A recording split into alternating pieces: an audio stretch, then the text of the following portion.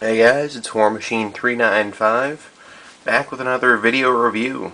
This time of something that isn't really Gundam, but still Bandai. So, first up, here's the box art. So it is the Vincent Commander-type. I guess I gotta zoom out a little. Boop. Right, from Code Geass R2 Rebellion, so the second season. Right? And it's 1/35 scale, so it's in a different scale from your other high grades and whatnot. It builds very, very much like a high grade, except for, well, the proportions are different, and there's a lot of different things going on. It's pretty neat. If you want something different to build that's got that Bandai quality to it, right?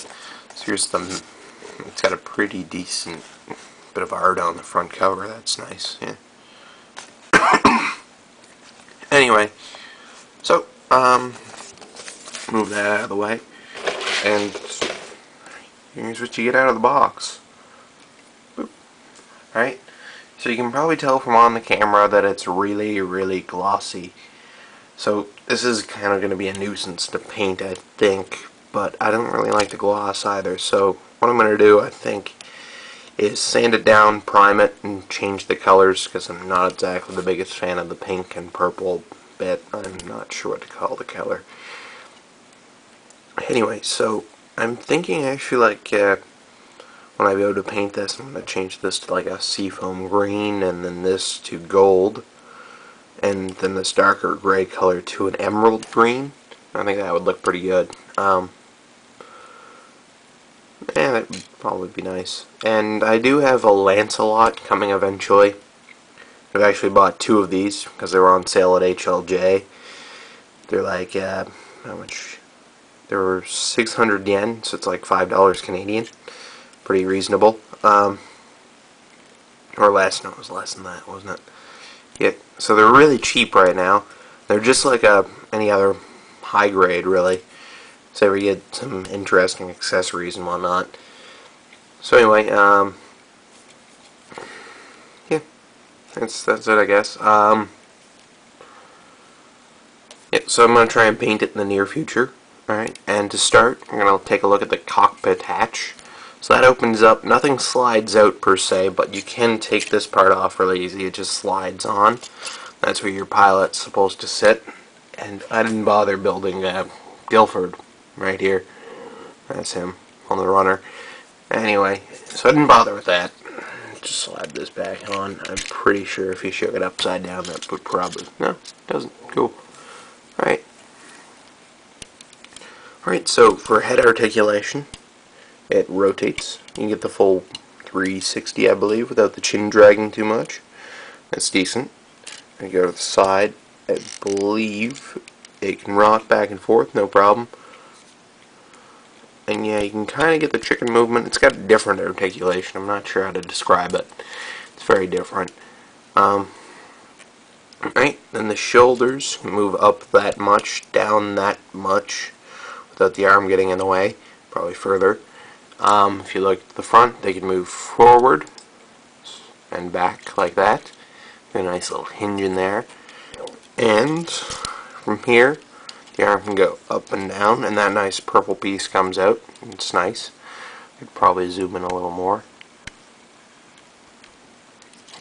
You can see where that nice purple piece comes out. And it just rotates there, just underneath the shoulder. The elbow bends that far. Okay, so nearly a 180.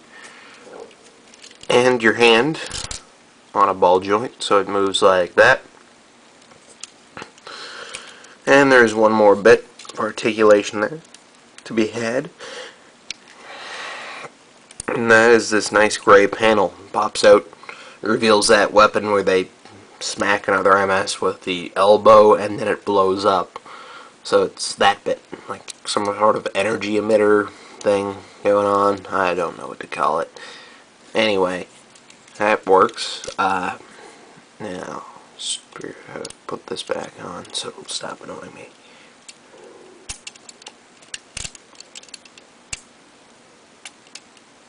There we go. Alright. It's pretty easy. Okay, so the legs, can move out this far before they catch on that, out that much. So not a lot. Get the wheel out of the way here and just focus on the knee. Bends up about 90 degrees and that's it. It doesn't need a lot more. I haven't seen any end up to the point where it's up by the shoulder. And it can go back if the swords aren't in the way. Let's see what we can do about that. Yeah, about the same. So it's contortionist at the waist, but not at the knees. Get the wheels out of the way again. And the ankle is ball jointed. So it can move all over the place and rotate 360. As well as the ankle guard, which can move like 15 degrees up and down. Nice. Okay. So the wheel can move out to the side, way out like this. Full 180 there, without bumping into the foot. And there and back, right? So, and 360 when it's off to the side. There we go.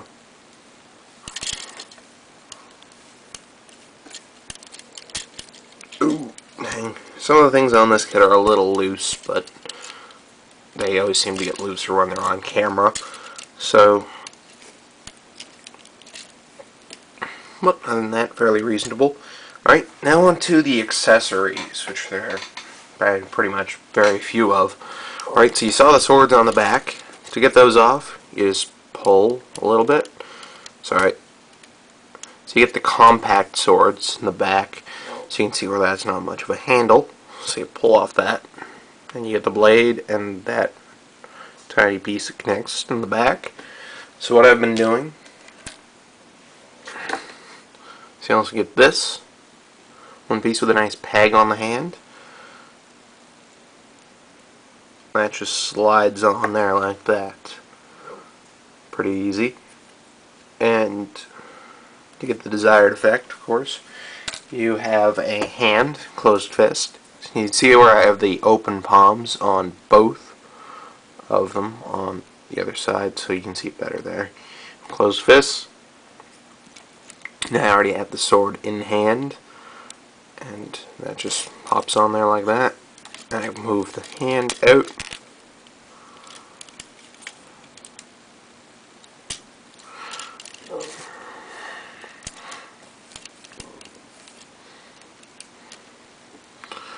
Goes like that. That looks pretty cool.